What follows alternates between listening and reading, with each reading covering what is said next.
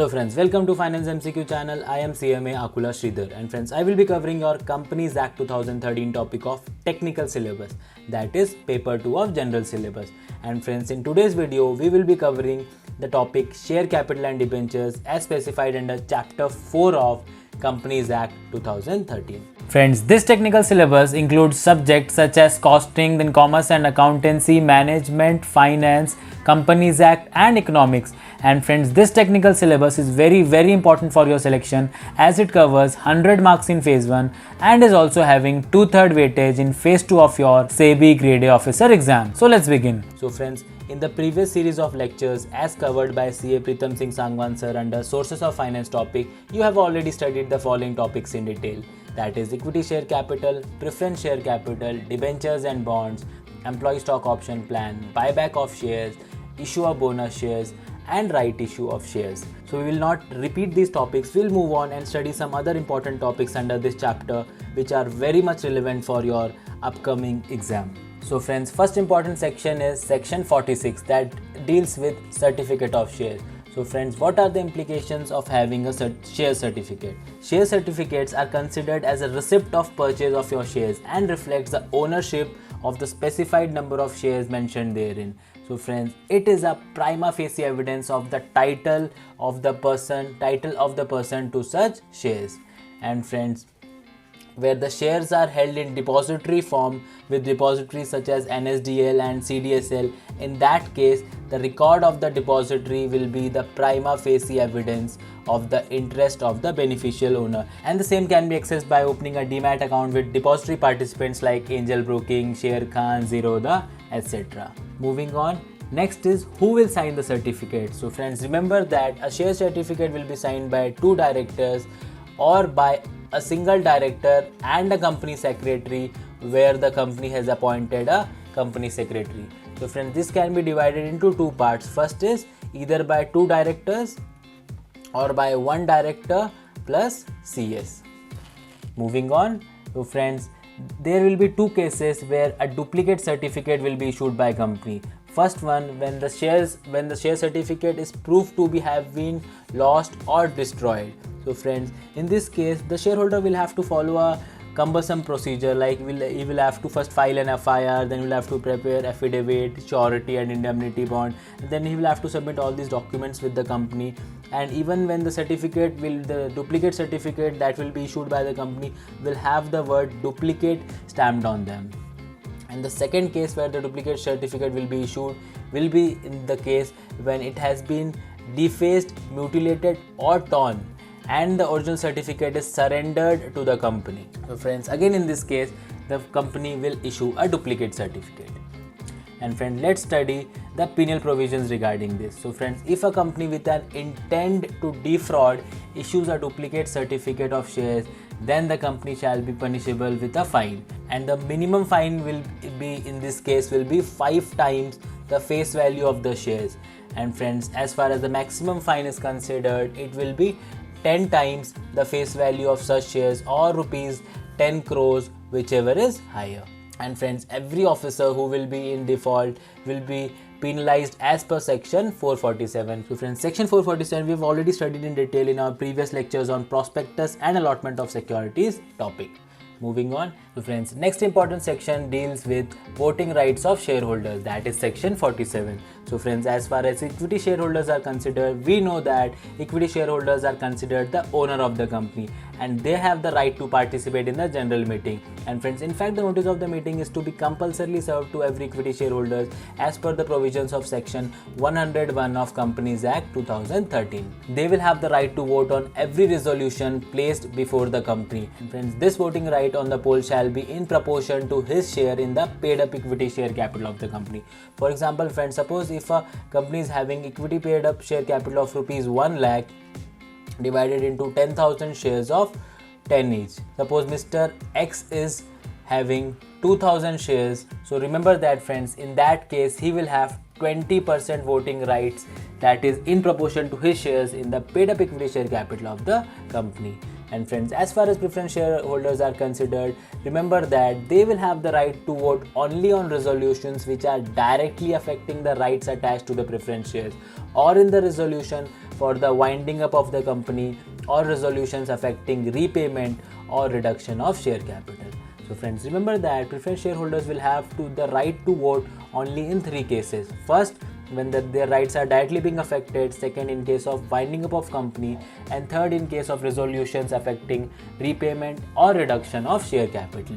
And friends, as in case of equity shareholders, their voting rights on the poll shall also be in proportion to his share in the paid up preference share capital of the company. And friends, this provision of voting rights of preference shareholders will have one exception, that is, friends, where the dividend in respect of a class of preference shares has not been paid for a period of 2 years or more. Such class of preference shareholders will have the right to vote on all resolutions placed before the company. So friends, where the dividend is not paid for more than 2 years, then in that case, as far as voting rights are considered, preference shareholders will be treated at par with equity shareholders. And friends, next important section is section 48, which deals with variations of shareholders' right. So friends, when the shares are issued, the rights, duties and liabilities of all equity shareholders are clearly defined.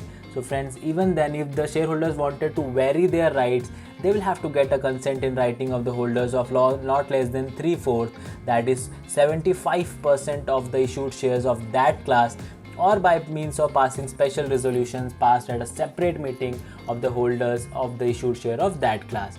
So friend, these two options can be exercised only when the provisions with respect to such variations is already contained in memorandum or articles of the company. And friends, even though when the provisions in respect of the above is not mentioned in the memorandum or articles of the company, but they should not be prohibited by the terms of the issue of shares of that class. So in that case also their rights can be varied. Like for example, if the company has issued an equity share capital and in terms of the issue it has clearly stated that the equity shareholder of that class will not have any differential rights so as to payment of dividend or voting rights or otherwise, then in that case variations of shareholder rights in that class will not be allowed under this section. Moving on, friends, if the variations of one class of shareholders affects the right of any other class of shareholders, then the consent of 3/4 of such other class shall also be obtained. So friends, here apart from the 3/4 of the shareholders of the same class, as we have seen in the previous slide, if the variation in rights of that shareholders affects the rights of other shareholders, then approval of 75% of such other class shall also be obtained. So friends, the section further states that where the holders of not less than 10% of the issued shares of a class did not consent to such variations or vote in the favor of special resolution for the variation, they may apply to the tribunal to have the variation cancelled. Like for example, friends, if in a class of shares there are 1000 shareholders and out of that 3/4, that is 750 shareholders, if they have approved the variation, so out of the remaining 250 dissenting shareholders, so friends, remember that out of these even 100 shareholders, that is 10% of the total shareholders can move to the tribunal to have the variation cancelled. And friends, as far as the conditions are considered for moving to the tribunal, the first is that the application should be made within 21 days after the date on which the consent was given or the resolution was passed, as the case may be.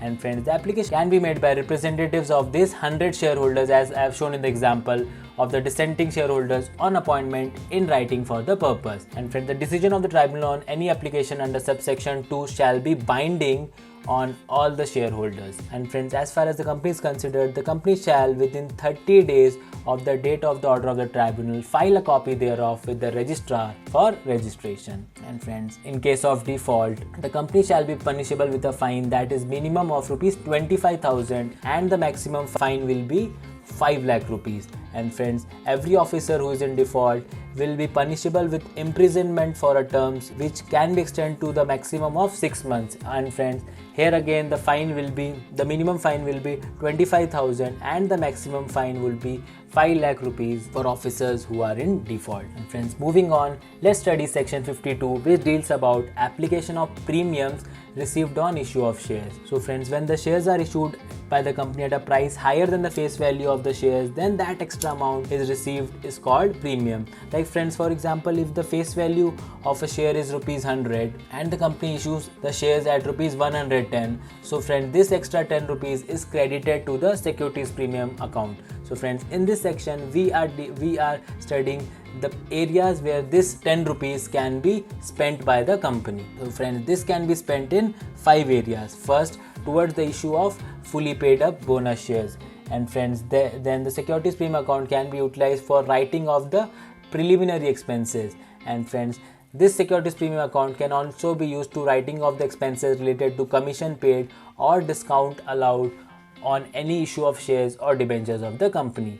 Friends, further, securities premium account can also be utilized for premium payable on the redemption of any redeemable preference shares or any debentures of the company. So friends, if shares are issued at premium, it will be an income for the company, but when they are redeemed, it will be an expense. So friends, even these expenses can also be nullified against securities premium account. And friends, the company can use the securities premium account for the purchase of its own shares as covered under section 68. So friends, section 68 deals with buyback of shares. So friends, let's move on and study the provisions related to issue of shares at discount. So friends, as per section 53, there is a prohibition on issue of shares at discount. So friends, except as provided in section 54 that deals with sweat equity shares, a company shall not issue shares at discount, and any shares issued by the company at discounted price shall be void. And friends, as far as the penal provisions are considered, the company shall be punishable with a minimum fine of rupees 1 lakh rupees. And friends, the maximum fine in this case will be 5 lakh rupees. And friends, every officer who is in default will be punishable with imprisonment for a term which may be extended to 6 months, or with a fine which shall not be less than 1 lakh rupees and which may be extended to 5 lakh rupees. So friends, as far as fine is considered, it is same as applicable to a company, but an officer will be liable to imprisonment for a maximum of 6 months. So friends, next important section is section 54, which deals about issue of sweat equity shares. So friends, we have already studied the definition of sweat equity shares during our lectures on the basics of Companies Act 2013. So friends, as per section 288, which gives the definition of sweat equity shares, it says that sweat equity shares means such equity shares as are issued by the company to its directors or employees at a discount for consideration other than cash for providing their know-how or making available rights in the nature of intellectual property rights or value additions by whatever name called. So friends, in simple terms, this is a mode of compensation by the company in the form of allotment of equity shareholders to the employees and directors of the company in recognition to their efforts and hard work in contribution towards the growth of the company. And friends, this allows the company to attract and retain its high caliber employees and rewarding them for their contribution. And friends, as far as the conditions are considered, the issue should be authorized by a special resolution passed by the company. And friends, the resolution should specify 4 things. First, the resolution should specify the number of shares, then it should specify the current market price, and third, it should specify the consideration, if any, is received from such directors or employees, and in the end, the resolution should also specify the class or classes of directors or employees to whom such equity shares are to be issued. And friends, not less than 1 year has at the date of such issue elapsed since the date on which the company had commenced business. So friends, this basically means that the company should be at least 1 year old. That means there should be at least 1 year gap between the date of the commencement of the business of the company and the date of issue of such sweat equity shares. And friends, third, where the equity shares of the company are listed on the recognized stock exchange, then the sweat equity shares are to be issued in accordance with the regulations of SEBI made in this regard. And friends, the fifth condition is that, friends, the rights, limitations, restrictions and provisions as for the time being applicable to equity shareholders shall be applicable to sweat equity shareholders issued under this section. And friends, the holders of such shares shall rank pari passu other equity shareholders. So friends, pari passu means at the same rate or at equal footing. So friends, the shareholders to whom the shares are allotted under this section will enjoy the same rights and will be covered with the same limitations, restrictions or provisions as applicable to the other equity shareholders. and they will be treated at par with the other shareholders. Moving on. So friends, in today's lecture we studied section 47 that deals with certificate of shares. Then we studied section 47 which deals about voting rights of shareholders. Then we studied section 48 which deals about provisions related to variations of shareholders' right. And then friends, we studied section 52 which deals about the application of premiums received on issue of shares. And then friends, we studied section 53 which studies about prohibition on issue of shares at discount. And friends, at the end we studied section 54 which deals about issue of sweat equity shares to the directors or employees of the company. Friends, for more practice of MCQs on this topic, please visit financemcq.in where the entire SEBI grade exam technical syllabus is covered in MCQ format. Friends, here 2000 plus subject wise, topic wise MCQ questions are presented for you to practice. Friends, explanation are also added for correct answers wherever required. So friends, apart from this, there are 25 test series covering the technical syllabus for more and more practice. So friends, do visit financemcq.in and practice your technical syllabus well. And friends, don't forget that this technical syllabus is having 100 marks in phase 1 and is also having 2/3 weightage in phase 2 of your SEBI grade exam. So friends, this technical syllabus is very important for your selection. So friends, that's all for today. We will go through some more insight into the topic tomorrow. Till then, thank you very much for watching. Take care and goodbye. And don't forget to like, share and subscribe.